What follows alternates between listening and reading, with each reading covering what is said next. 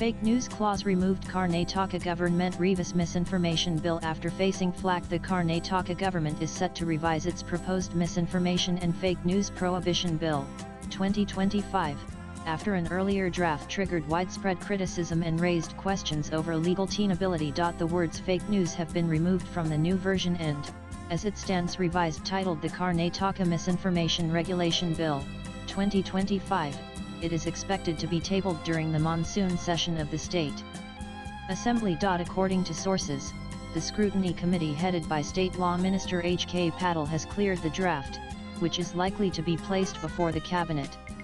NEWS 18 accessed a copy of the draft bill, which comes at a time when governments across India are stepping up digital regulation. In the draft bill that will be submitted in the upcoming monsoon session beginning August 19, the definition of misinformation has been retained: knowingly or recklessly making a false or inaccurate statement of fact, whether wholly or in part, in the context in which it appears, excluding opinion, satire, religious or philosophical sermons, and parody, as long as a reasonable person would not interpret the content as factual. The bill furthers the government's intent: the state government shall undertake efforts to set up infrastructure to curb the spread of misinformation in Karnataka, including efforts to curb the spread of misinformation relating to policies, schemes, guidelines and initiatives of the government of Karnataka, or information that has a tendency to disrupt public order or incite persons to commit cognizable offences. The bill defines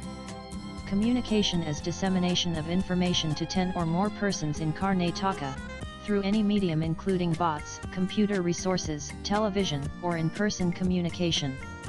This applies to content originating both inside and outside Karnataka, as long as it reaches people within the state. The offence of misinformation is defined as follows: no person, whether inside or outside Karnataka, shall communicate or abet the communication of misinformation to persons in Karnataka if such communication disrupts public tranquility, affects the conduct of free and fair elections in any part of the state, or incites others to commit an offence. Anyone found guilty can be punished with imprisonment ranging from 3 months to 5 years and a fine. Abetment carries a punishment of up to 2 years imprisonment and a fine. The draft bill states that special courts may be established to issue directions to media houses to correct or take down content. Non-compliance can lead to up to 2 years imprisonment and a daily fine of Rs 25,000. For the purpose of providing for speedy trial of offences under this Act, the state government shall, with concurrence of the Chief Justice of the High Court of Karnataka, by notification in the Official Gazette, establish special court comprising a sessions judge. The draft bill states. The initial draft had proposed the creation of a fake news on social media regulatory authority to ensure complete ban on fake news and included penal provisions of up to 7 years imprisonment and a fine of Rs 10 lakh. But this came under scrutiny as it was seen as overreaching. The first so-called draft seen in the public domain was fake. We have been working on a comprehensive one that will control misinformation and also ensure that people get what is real news, a source in the ITBT ministry said. The bill had come under fire from several quarters after the draft included terms flagged as excessive, especially a clause that proposed a 7-year jail term for the publication of content amounting to disrespect of Sanatan symbols and beliefs on social media platforms. This clause was among the most controversial and is likely to be dropped or reworded, sources said. The revised version is presently under scrutiny of the ITBT, Home, and Law departments. The first two are reviewing the penal clauses, which were earlier flagged for their severity.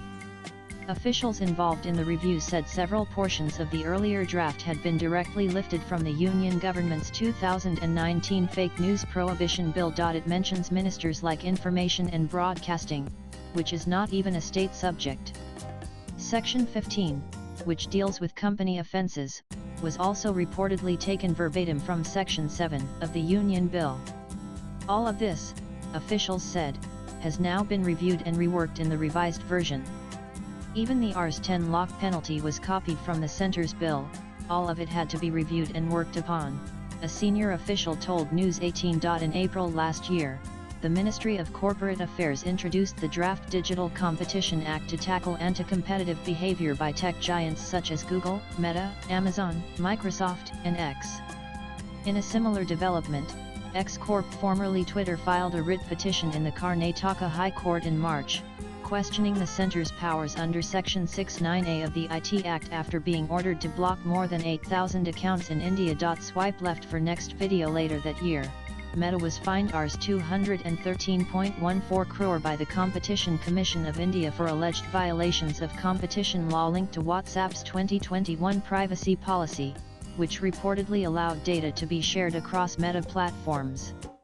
WhatsApp was also asked to trace the origin of flagged messages, raising questions around its end-to-end encryption.